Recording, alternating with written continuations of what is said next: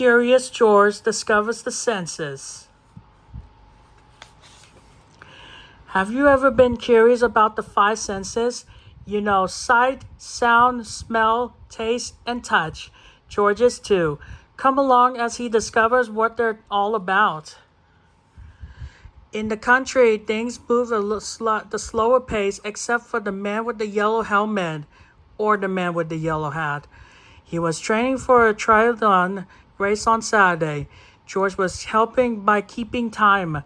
While the man was training, the roof of George's house was being repaired. When George and the man got home, the roof repair man told them, "The hole is bigger than we thought. A lot of water get in." The hole was right above their bedrooms. Until it was fixed, they had to move their beds downstairs into the living room. George was excited to sleep in the living room. It would be an adventure. But George discovered that there are also problems with sleeping somewhere new, especially after dark. In the dark, everything sounded different. It made it hard for George to sleep. But then something else made it hard for George to sleep. Bats! George woke up to the sound of bats screeching in the dark. The bats woke the man up too. They must have come through the hole in the roof, he said. The man tried to get the bats out of the house, but he tripped over something in the dark. "I wish I were a bat. Then I could get around in the dark too." George was curious. Like us, bats can't see very well in the dark. They use their ears instead of eyes, the man explained. Bats screech to find out where they are. Their voices bounce up their things so they know where things are even if they can't see. They use their sense of sound to hear where they're going. Once the bats were out of the house, the man gave George a glass of milk to help him sleep. You remember the five senses, George? Sight, sound, taste, touch, and smell. We see our eyes, hear with our ears, taste with our mouth, touch with our hands and skin, and smell with our nose. Do you think you can sleep now, George? The man asked. George could. He went back to sleep. The man didn't. The next day, he looked really tired during traditional training.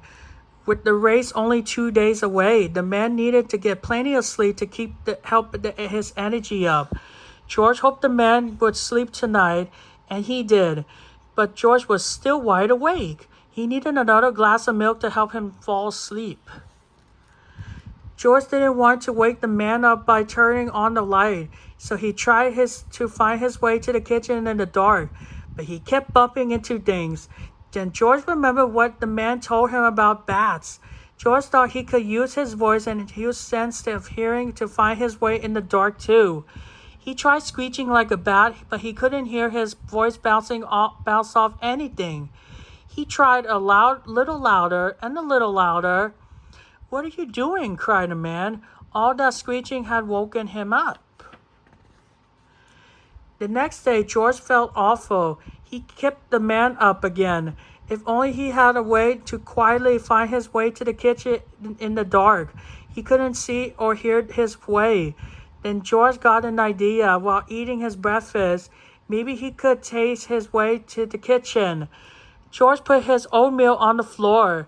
He could use it to make a trail. "George," the man cried out to stop him. "Eating off the floor is never a good idea." If George couldn't use taste, sight, or sound, what senses are left? Oatmeal might not belong on the floor, but it doesn't belong in the curious monkey's tummy. George took a deep breath in. It smelled good. If he left the oatmeal out, would he be able to smell his way to the kitchen? Just then, the man came over. "Want some honey with your oatmeal?" he asked George. The honey was sticky, and that got George thinking. Maybe he could use touch. George spread a honey path out along the floor. If George felt the honey with his feet, He knew that if he was going the right way, he was so excited about his path, he could hardly wait to try it out. That night, when George couldn't sleep, he used the honey path to help find the kitchen. The honey was working. He was finding his way with touch, but now the honey was stuck to George's feet. It was hard to find the path because it felt like the honey was everywhere. George, what are you doing? The man asked. Oops, George had woken his friend up again. The next day, George decided to feel his way to the kitchen using something soft, not sticky. George looked in his toy box. Maybe he could use his stuffed animals. George's soft path had to work.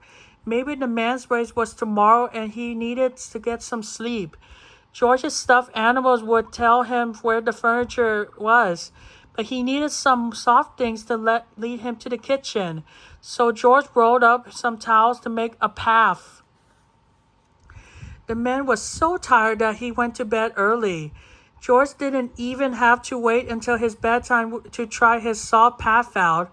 Using his hands and feet, George worked his way to the kitchen, and he made it all the way without waking his friend up. That night, George used his many paths many times. Since he was so excited about the men's race tomorrow, George was the one who couldn't sleep.